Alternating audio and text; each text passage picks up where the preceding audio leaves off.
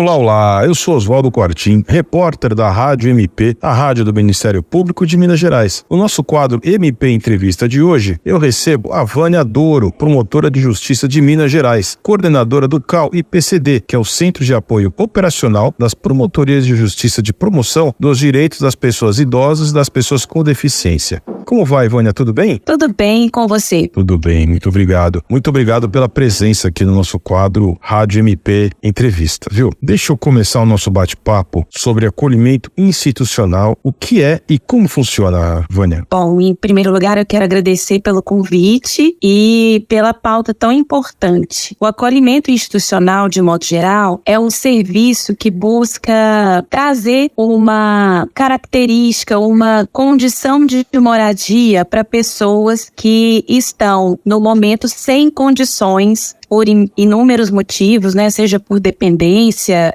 de saúde, ou seja por até dependência financeira, em alguns casos, trazer a moradia para essa pessoa que precisa. O acolhimento institucional ele serve como uma residência. E qual pessoa pode recorrer a esse serviço? Nós temos várias modalidades de acolhimento institucional. Então, a gente tem acolhimento institucional para criança e para adolescente, a gente tem para jovens, a gente tem para pessoas idosas e a gente tem para pessoas com deficiência. No caso das pessoas com deficiência adultas, o tipo de acolhimento institucional é chamado de residência inclusiva. E qual que é a diferença entre o acolhimento institucional de crianças e adolescentes, por exemplo, e o serviço prestado às pessoas com deficiência? Os serviços socioassistenciais, na verdade, que são esses serviços que prestam um serviço de cuidado, de proteção para quem está em situação de vulnerabilidade, eles são pensados a partir de cada público. Então, o acolhimento institucional para criança e para adolescente, ele vai visar as características específicas dessas pessoas que estão em situação de desenvolvimento. Então, lá, o acompanhamento vai ser voltado para essa situação de desenvolvimento da criança e do adolescente.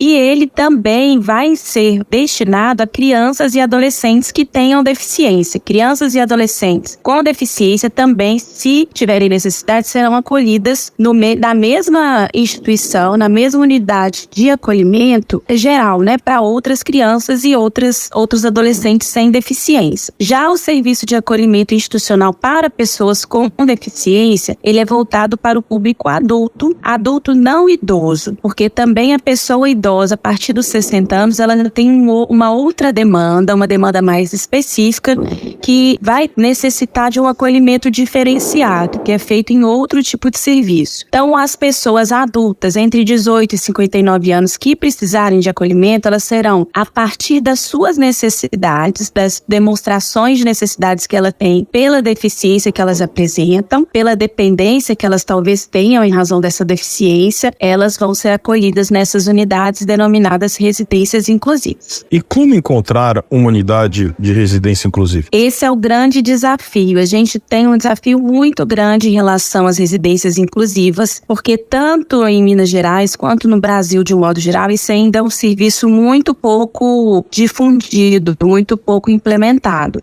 Normalmente, essas residências que não são particulares, né, aquelas em que a pessoa paga uma mensalidade para serem institucionalizadas, elas são oferecidas de maneira pública pelo próprio Serviço de Assistência Social. É a rede socioassistencial, a Secretaria de Assistência Social, por meio de outros serviços, como centros de atenção especializada, né, os CRAS, os CREAS, que vão fazer o encaminhamento. E, em alguns casos, esse encaminhamento também será feito pelo Ministério Público ou pelo Poder Judiciário. Mas como que a pessoa vai atrás? Ela identifica que está com algum problema ou quer um serviço assim? Quem que ela procura? Na verdade, o que acontece? A assistência social, ela faz um serviço de monitoramento, ou pelo menos deveria fazer, e consegue catalogar as famílias que estão em situação de risco ou de vulnerabilidades sociais em determinado território. E a partir desse acompanhamento, porque o acolhimento institucional, ele precisa ser uma exceção e uma medida extrema, né? O ideal é que essas pessoas, ainda que em situação de dependência, elas sejam cuidadas na sua própria residência, por meio dos próprios familiares. Mas muitas vezes isso é inviável, por inúmeras razões. A gente acaba se deparando muito com situações de maus tratos, de abandono e muitas vezes da própria inabilidade e impossibilidade do familiar de manter um cuidado que às vezes é necessário por 24 horas. Então, a partir do acompanhamento dessa família em situação de vulnerabilidade social, o serviço socioassistencial ele identifica uma necessidade de encaminhamento para o serviço de acolhimento, seja porque percebe que aquela pessoa, a partir das dificuldades vivenciadas por ela em razão da deficiência e da falta de uma retaguarda familiar que consiga, de fato, prover ela com cuidados e proteção necessários, ela identifica essa necessidade e faz esse encaminhamento para o acolhimento institucional. E falando desse atendimento, quais são os desafios do atendimento da população com deficiência, Vânia? Os desafios são muitos e são desafios muito grandes. Nós temos desde desafios relacionados à própria política, que a política de assistência social ainda não está, de fato, bem desenvolvida, bem estruturada no nosso estado e no Brasil como um todo, especialmente nos municípios. Mas, para além disso, a gente tem uma dificuldade de busca dos serviços pela pessoa com deficiência e pelo familiar cuidador. Essa pessoa com deficiência, às vezes, fica invisibilizada porque ela mesma tem dificuldade de procurar os serviços e o familiar que cuida, às vezes, também nem sabe que deveria procurar alguns serviços de proteção social devidos a ele que cuida e aquele que é cuidado por ele. E qual que é o papel do Ministério Público em tudo isso? O Ministério Público ele serve como um grande catalisador, um articulador. Em primeiro lugar, ele é aquele que procura fomentar dentro do território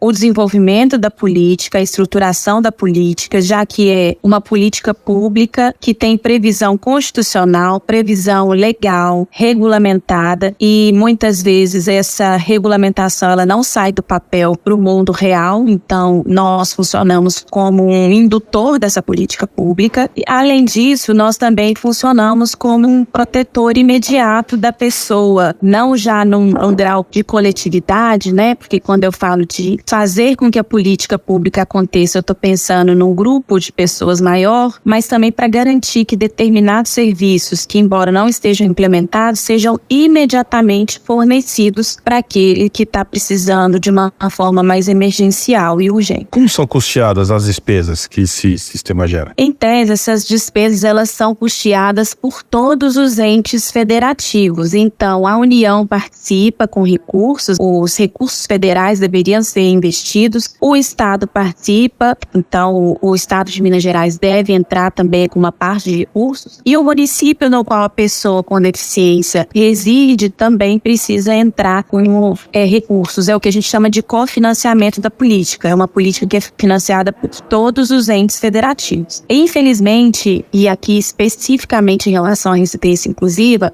já tem algum tempo que nós não temos participação da União e nem dos estados. A gente não vê, eles normalmente abrem editais para que os municípios possam, cumpridos alguns requisitos, receber recursos para implementar esse serviço nos seus territórios. Mas me parece que o último edital ele foi aberto em 2013 e desde então a gente não teve mais nenhum edital desse tipo. De qualquer modo, o nosso entendimento é que, havendo alguém que precise, esse serviço precisa ser custeado, ainda que sem participação dos outros entes, pelo município no qual resida a pessoa que necessita de um acolhimento institucional. E nesse sentido, caminhando por final do nosso bate-papo, como está a situação de Minas Gerais? Pois é, Minas Gerais temos pouquíssimas residências inclusivas cadastradas na CETESE, que é a Secretaria de Desenvolvimento Social, né, do Estado, e alguns até em situação de irregularidade. O Ministério Público faz fiscalização nessas